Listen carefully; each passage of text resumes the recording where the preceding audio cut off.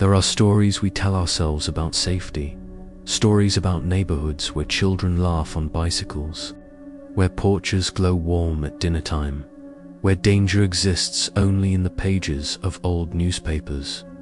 But sometimes, even the safest places hold the darkest secrets. And sometimes, a mystery begins quietly, without warning. On an ordinary morning, this is the story of Evan Hartley, a 7-year-old boy from the peaceful suburb of Ravenswood, Illinois, who lived a short, bright childhood, and then vanished so completely, so impossibly, that to this day investigators still whisper his name with unease. A disappearance that left behind no body, no weapon, no clear motive, only a trail of contradictions, unsettling discoveries, and a final message that continues to haunt everyone who has seen it. A mystery that, despite detectives, experts, psychics, volunteer searches, national broadcasts, remains unsolved. Welcome to a case many still describe as the most chilling missing child mystery in modern Midwestern history. Music swells, then cuts to silence, a normal morning. Until it wasn't in September 4th, 2012, at 6:45 a.m. Daniel Hartley, a soft-spoken auto mechanic, woke up and made breakfast for himself and his son. Evan, nothing about the morning was unusual. Evan was laughing about a cartoon he'd watched the night before. Daniel reminded him to pack his library book. Both left the house at exactly 7:32 a.m. According to the home security camera, Daniel drove Evan to Ravenswood Primary, a small brick school on Briar Lane. Teachers would later confirm the boy arrived normally, hanging up his backpack and running into class just before the bell rang. To everyone inside that school, September 4th seemed like any other day until it wasn't, because at 9:14 a.m., only 2 hours into the school day, a woman walked into the front office. A woman the staff immediately recognized, Evan's mother, Claire. The unexpected PSC copy, Claire Hartley, had struggled with depression for several years, but she had never displayed erratic behavior. She was known in the community as polite, soft-spoken, and unfailingly gentle with her son. So when she told the school secretary that she needed to take Evan home due to a family situation, there was no reason to question her, and certainly no reason to suspect she was beginning the final, irreversible act of her life. Evan was brought to the office. His teacher would later recall that he seemed confused but not frightened. Claire signed him out at 9:17 a.m. Security cameras captured them, walking hand in hand toward the parking lot. This was the last confirmed moment Evan was seen alive. Everything after this point is fragments, glimpses of a mother on the brink of something terrible, and a child caught in the center of a mystery that still defies explanation. The road trip that shouldn't have HAPP in between 9:30 a.m. and 11 a.m. Claire made no phone calls, used no credit cards, and left no digital trace. Detectives believe she drove aimlessly across town before stopping at a children's science museum in the neighboring suburb of Ashton. CCTV shows her and Evan entering the museum at 11:23 a.m. Inside, they seemed calm. Evan can be seen pressing buttons on an exhibit. Claire occasionally smiles at him, but one detail disturbed investigators. Each time Evan walked a few steps away, Claire instinctively placed a hand on his shoulder, almost gripping it. One security guard described her behavior as like she thought someone was going to snatch him at any second. At 1:05 p.m., they exit the museum. That is the final confirmed recording of Evan, the Hotel of Answers, and more QESTONS at 3:40 p.m. Claire checked into the Blue Willow Lodge, a family-style hotel 2 hours north, near the Wisconsin border. The desk clerk later said she seemed normal, just quiet. But she booked 2 nights, despite not bringing luggage. She and Evan were seen at the indoor pool that evening. Evan splashing with other children, Claire sitting alone in a lounge chair, staring into the water without blinking. One witness claimed she whispered repeatedly to herself. Nobody recognized the phrases, but one fragment stuck with the witness. "They'll never separate us. Never again." At 8:12 p.m., Claire and Evan returned to their room. No one saw the boy after that moment. The next morning, a trail goes dark on September 5th. Around 8:30 a.m., Claire checked out of the hotel alone. Her vehicle was caught on a traffic camera, heading north toward Wisconsin's forested countryside. Detectives later confirmed that Claire drove through Barrow County, known for its remote hiking areas and meandering gravel roads. She used her credit card at 2 places: a gas station at 10:02 a.m., a convenience store at 10:47 a.m., where she purchased rope, adhesive tape, and a permanent marker. No one saw Evan, but one witness, an elderly man, remembered seeing a woman who matched Claire's description standing near a wooded trail, staring at her own car, as if deciding whether to go forward or turn back. She ultimately got back inside and drove away. The final day of Claire. HRTOLY 3:11 p.m. that same afternoon. Claire called her sister, Margaret. It was a short call. A strange call. A call that still keeps Margaret awake at night. Claire's voice was calm, almost peaceful.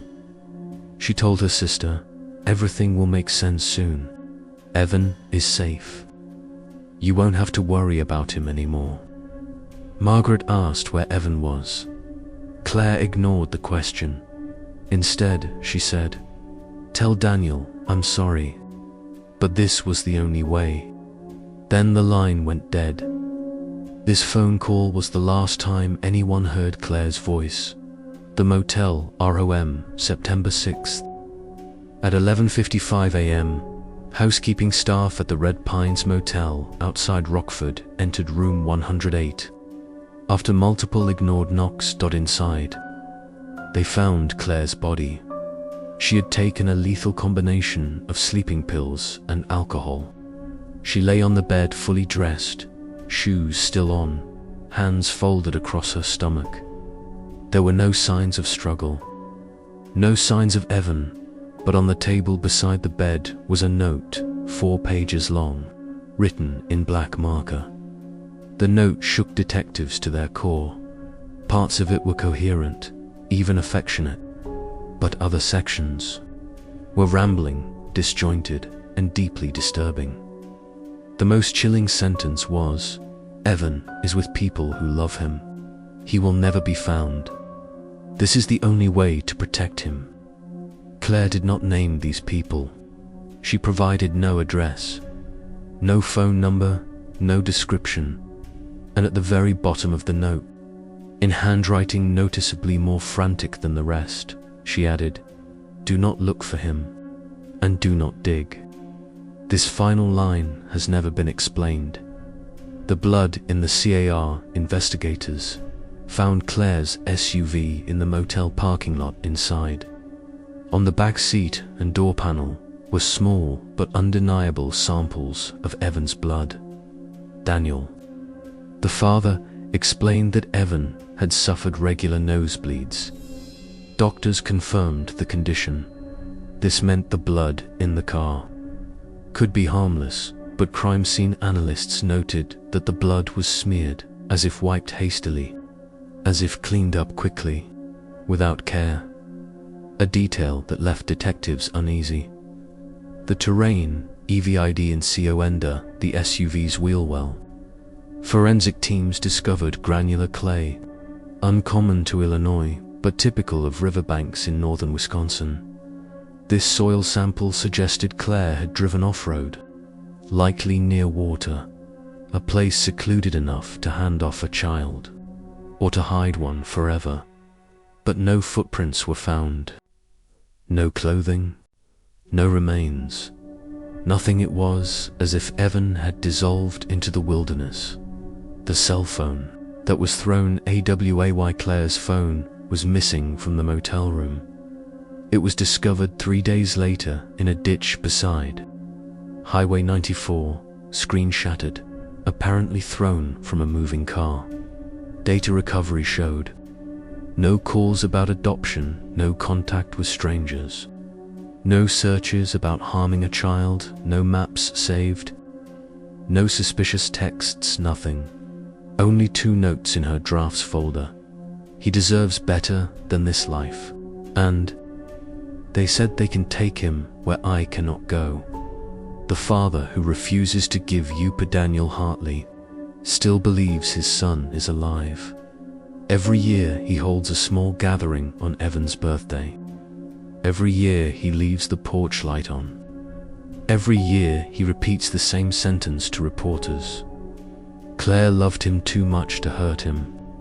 She didn't protect him from us. She protected him from something else. What that something is has never been determined. The lead that changed Ivar Chiangus 7 years later. In 2019, a teenage boy was found wandering the streets of Evansville, Indiana, bruised, disoriented, claiming he had escaped from a basement. When asked his name, he whispered, "Evan. My name is Evan Hartley." The world froze for a moment, but when DNA results came in, the boy was not Evan. He was a runaway impersonator. Another dead end, another wound reopened. The case returned to silence, and remains in that silence to this day. But silent mysteries are rarely empty, and what investigators uncovered in the years that followed would reveal that Claire's final days were far stranger, far darker, and far more deliberate than anyone originally believed. The Rockford Inn never intended to become a monument to unresolved grief. Yet, by the evening of May 14, 2011, the small, unremarkable building had been transformed into the epicenter of a tragedy, whose edges only grew sharper with time. Police sealed the room where Amy had died, but the hopeless chill that filled the space seemed to seep into the very walls. Officers who stepped inside would later describe the atmosphere as strangely silent, as if the air itself was holding its breath, waiting for someone to speak the final truth that Amy had taken with her. A woman was dead. A little boy was missing, and the only message left behind was a chilling note declaring he would never be found. But as dawn gave way to morning, investigators began piecing together the fractured remnants of Amy's final days, discovering that while the pieces fit into a shape, the shape itself never made sense. A mother's mind in Sato WA detectives dug deep into Amy's past, hoping to uncover a single, defining motive that could explain the unthinkable. But what they found instead was a woman caught between 2 opposing versions of herself, 2 co-workers and friends. Amy had been cheerful, sometimes anxious, yes, but deeply affectionate toward her son. She was protective, present, and by all accounts, loving, but behind closed doors. Her life was not as stable as it appeared. Medical records released later through family consent guessed that Amy had struggled for years with episodes of severe depression. In the months leading to Timothy's disappearance, those episodes seemed to have become more frequent, more intense, and more unpredictable. And then there was the marriage.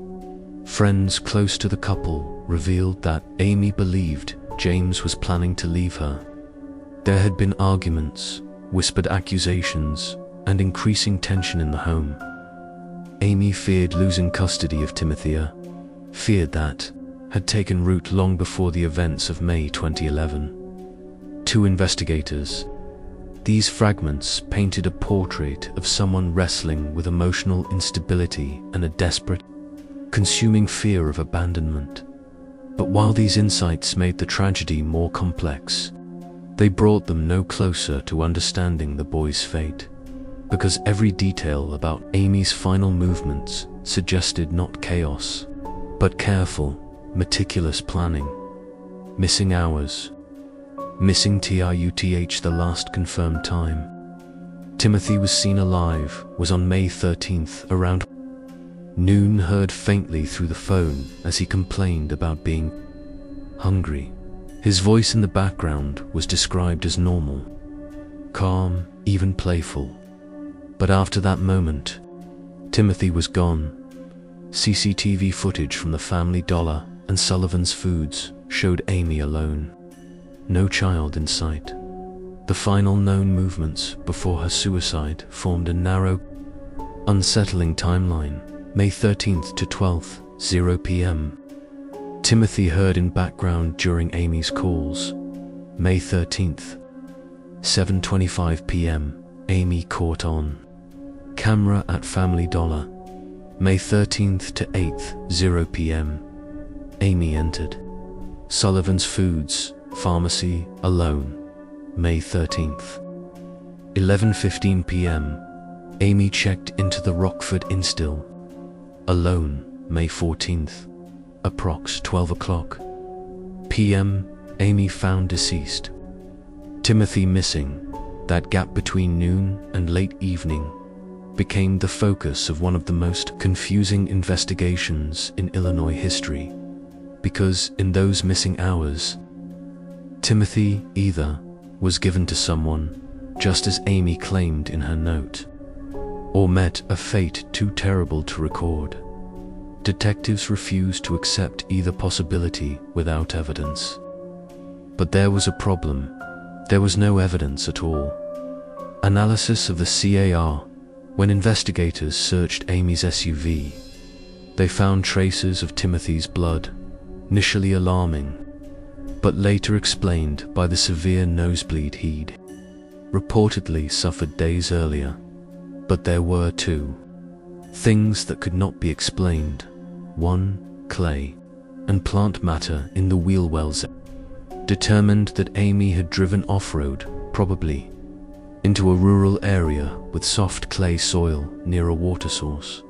Samples collected did not match the terrain around Rockford or Gurney. Instead, they pointed toward regions near northwest Illinois, southern Wisconsin, remote rural fields along Route 40. This evidence strongly suggested she had stopped somewhere isolated, somewhere carefully chosen. 2. Grass and wild plants found under the car. Botanists hired through the investigation examined tiny fragments caught in the undercarriage. The plants were native to remote pastureland, often used by farmers' land, not typically accessed by the public. But here was the most unsettling detail.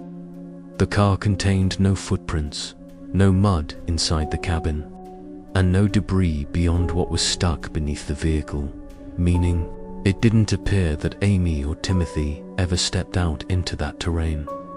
If someone else had removed Timothy from the vehicle, it must have happened without leaving a trace. The letter and its PAR note left in the Rockford Inn offered two haunting statements.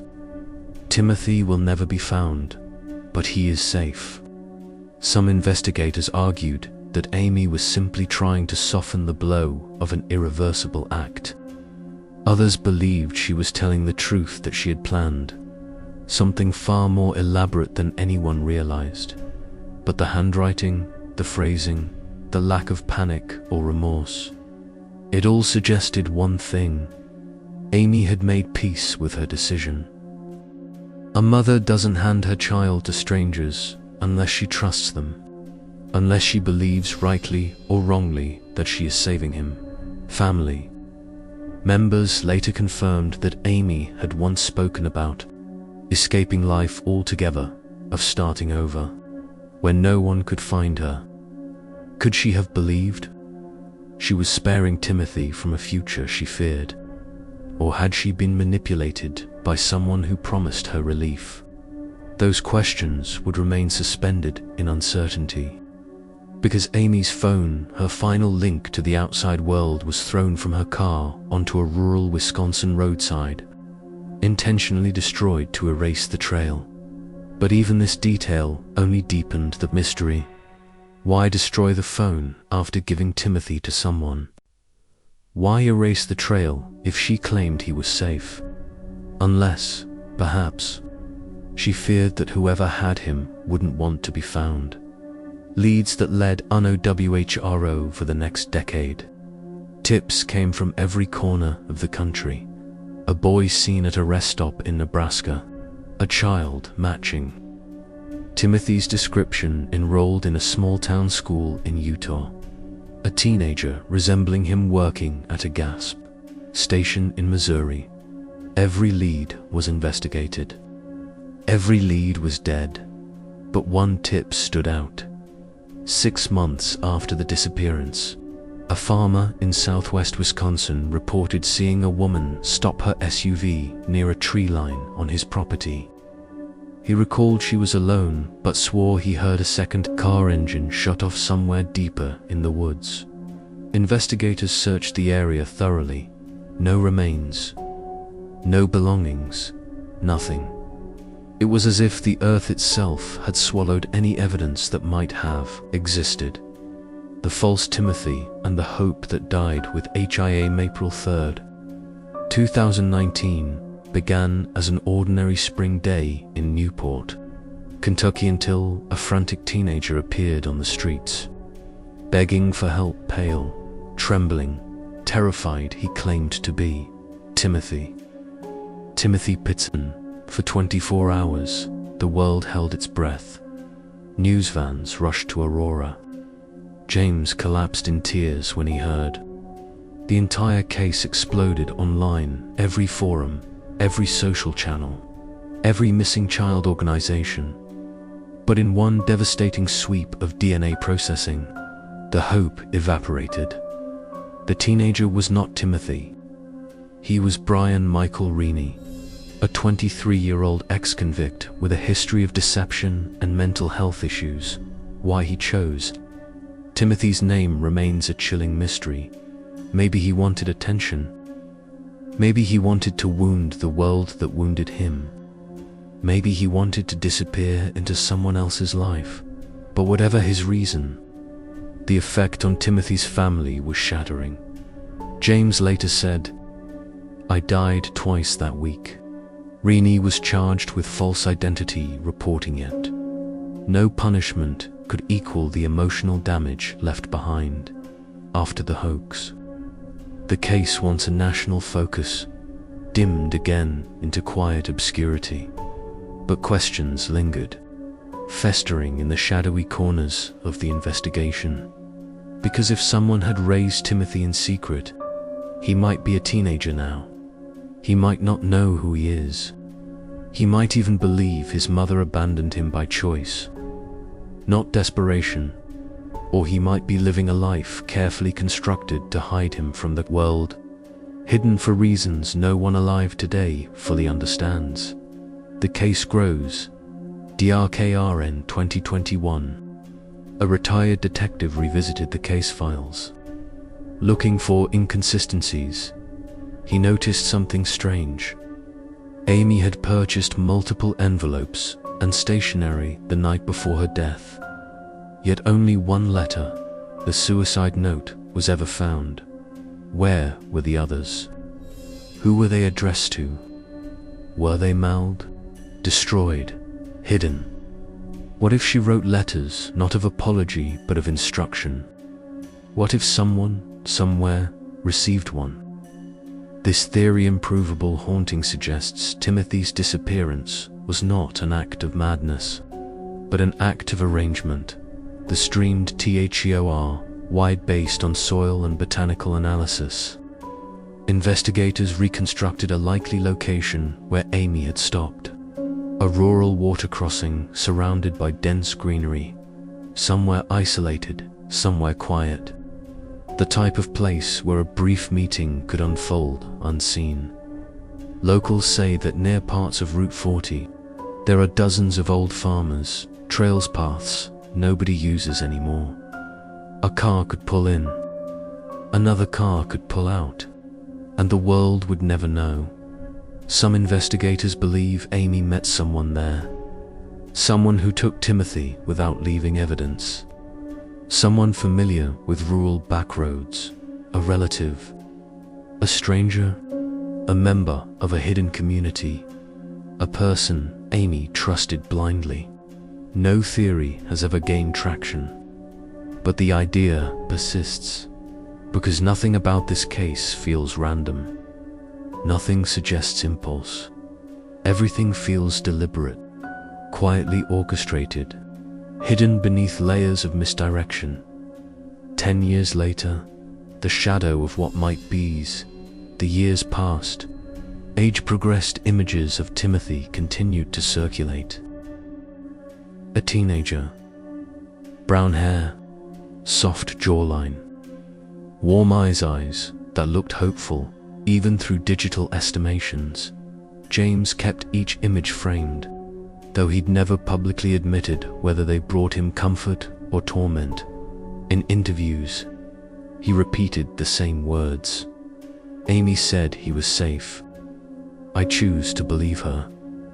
But as investigators observed, the note had two parts, one hopeful, one hopeless. Which line carried more truth? The final question. Why did she say he'd never be found? There are three dominant theories. 1. Timothy was given away to someone who lives off-grid, hidden communities, religious groups, survivalist families, places where modern record-keeping simply doesn't matter. Timothy could have been raised with a new name, a new identity, never knowing the truth. Point 2. Amy was delusional in her final days. Her letter might have been an attempt to soften the pain she knew she was causing. No hidden guardians, no rescue, just grief, fear, and a desire to create hope where none existed. This is the darkest theory, and the one investigators refuse to endorse without proof. 3. She believed she was saving him from his father. Whether her belief was rational or deeply distorted, we may never know. But if Amy thought that James would harm Timothy emotionally or otherwise, she might have made a desperate attempt to remove him permanently. Yet every person who knew James insisted that he was loving, patient, and devoted. In this scenario, Amy wasn't protecting Timothy from reality. She was protecting him from a fear only she could see. The unsolvable edge of the case. To this day, there is no body, no confirmed sighting, no discovery of personal belongings belonging to the boy, no eyewitness confirming a handover, no surveillance camera capturing a second vehicle. Nothing. Timothy Pitson did not simply disappear. He was removed by a choice someone made, someone who never intended to be caught. In every missing person case, there is a moment where logic bends into uncertainty, where answers fade and speculation becomes the only way to fill the void. This case crossed that line.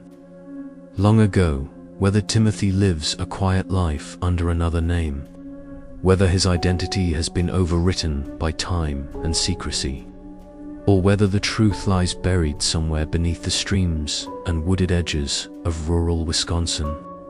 No one knows, but the mystery continues to haunt those who study it, because it is not a story of violence, not a story of ransom, not a story of abduction by force. It is a story of a mother driving across state lines in silence, carrying her son toward an unknown fate, one she believed was necessary. A story where every answer contradicts another. A story where hope and despair share the same sentence. A story where the last known witness chose death instead of explanation. And so, the question echoes unanswered. Where is Timothy Pitts? Somewhere in America. A young man may be living a life built on hidden foundations, unaware that an entire nation once searched for him. Or maybe, the truth remains submerged beneath miles of forgotten countryside, waiting for the day it will finally be unearthed. Until then, this remains one of the darkest, most heartbreaking mysteries in modern American history. And perhaps the most tragic part of all is this. Maybe someone out there knows the truth and has chosen, for reasons known only to them, to stay silent.